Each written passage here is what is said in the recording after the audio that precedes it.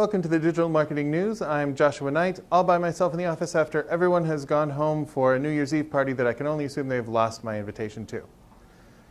No, I'm kidding. I want to be here, and I want to be here with you for the very last news report of 2018. Thank you very much for everyone who has watched all of these, or even some of these, or even told somebody about them. And if you did all of those things, then you, yes you, are my very personal favorite.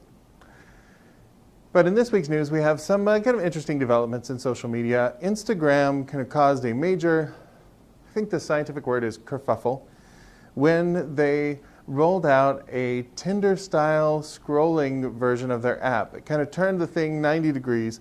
So instead of that soothing vertical scroll we're used to, it turned into a horizontal thing where you had to swipe and tap to interact with things.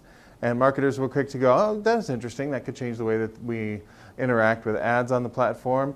Most of Instagram's users were quick to go, what? And they did it very loudly and very frequently for a couple of hours. And then Instagram said that the whole thing was a bug and that was not a UI change that was in development. However, that does kind of smell like a little quiet test of a new scrolling feature. And regardless of how people felt about it, if Instagram decides that's the way they're going to go, that's the way they're going to go. So I thought that was interesting, especially because another news story found that Instagram is leading more engagement with real-world advertising. So it turns out the ad return on something like a billboard or a mural or an installation outside is not great for just physical interaction with it. But if you make something that is grammable, as the kids call it, or snappable, chattable, chap-snattable, perhaps, then that can actually be a huge boost in engagement. For example, Spotify did a thing where they took a station in the New York Underground and they turned it into a mural of David Bowie. It was a beautiful art installation, but it was intended to promote their nearby museum exhibit of David Bowie memorabilia. What they found was they reached 50 million people on social without any paid amplification. So anytime you can do that, that is something worth paying attention to. Nielsen actually did a study. They found that 1 in 4 of adults have posted a photo on Instagram of an outdoor ad. And outdoor advertising is actually the top platform for driving Instagram posts.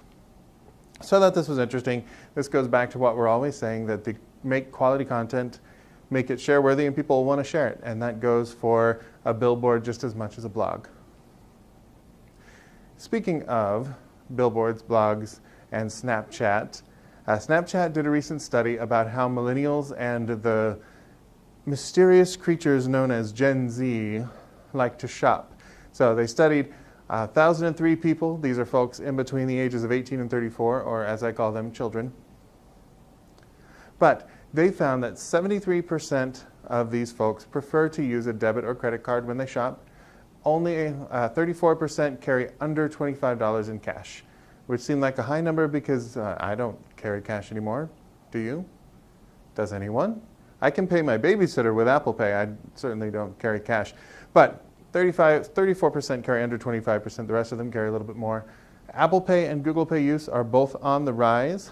And the conclusion was that the future is this kind of brick and mobile experience. So Gen Z and millennials are more comfortable with that mobile commerce, but they still love an in-person experience. So it speaks to the way that marketers can interact with them. It has to be the whole package. You can't really neglect any aspect of it, and it has to be seamless from the cell phone into reality. Now, speaking of millennials, something about the end of the year causes everyone to be very, very interested in millennials. I can't wait until they're over 40 and then they can be ignored as deeply and thoroughly as I am by advertising. But there was a great study recently that Sprinkler commissioned, Sprinkler, the social media platform, and it was by the Taluna Group, did the survey of 1,255 adults. The 1,256th actually turned out to be Gen Xer in disguise, so they had to throw him out. But 1,255 adults who use social media.